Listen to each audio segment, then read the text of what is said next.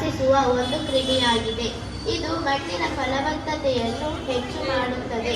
ಎರೆಹುಳು ರೈತನ ಮಿತ್ರ, ನಿಸರ್ಗದ ನೇಗಿಲು ಎಂದೇ ಪ್ರಸಿದ್ಧಿಯಾಗಿದೆ ಹಾಗೂ ಎರೆಗೊಬ್ಬರ ತಯಾರಿಕೆಯಲ್ಲಿ ಮಹತ್ವದ ಪಾತ್ರ ವಹಿಸುತ್ತದೆ. ಎರೆಹುಳು ತೇವದ ನೆಲದಲ್ಲಿ ವಾಸಿಸುವುದು. ಕೊಳೆಯುತ್ತಿರುವ ಎಲೆ, ಕಾಂಡ, ಹುಲ್ಲು ಇದರ ಪ್ರೀತಿಯ ಆಹಾರ. ಎರೆಹುಳುವಿನ ಲಕ್ಷಣಗಳು: ಎರೆಹುಳುವಿನ ಬಣ್ಣ ಕಂದುಗೆಂಪು ಅಥವಾ ಮಣ್ಣಿನ ಬಣ್ಣ.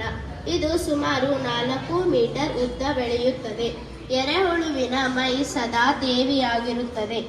ಎರೆಹುಳು ದ್ವಿಲಿಂಗ, ಪುರುಷ ಹಾಗೂ ಸ್ತ್ರೀ ಜನನೇಂದ್ರಿಯಗಳು ಒಂದೇ ಪ್ರಾಣಿಯಲ್ಲಿರುತ್ತವೆ. ಎರೆಹುಳು ತಮ್ಮ ತೇವವಾದ ಚರ್ಮದ ಮೂಲಕ ಉಸಿರಾಡುತ್ತವೆ. ಎರೆಗೊಬ್ಬರದ ಮಹತ್ವ: ಎರೆಹುಳುಗಳು ಸಾವಯವ ತ್ಯಾಜ್ಯಗಳನ್ನು ಸೇವಿಸಿ ಪೋಷಕಾಂಶ ಭರಿತ ಹಿಕ್ಕೆಗಳಿಂದ ಎರೆಗೊಬ್ಬರ ತಯಾರಾಗುತ್ತವೆ. ಇದು ಮಣ್ಣಿನ ಫಲವತ್ತತೆ ಹೆಚ್ಚಿಸಿ ಬೆಳೆಗಳ ಬೇರುಗಳು ಸಮೃದ್ಧವಾಗಿ ಬೆಳೆಯಲು ಸಹಾಯ ಮಾಡುತ್ತದೆ.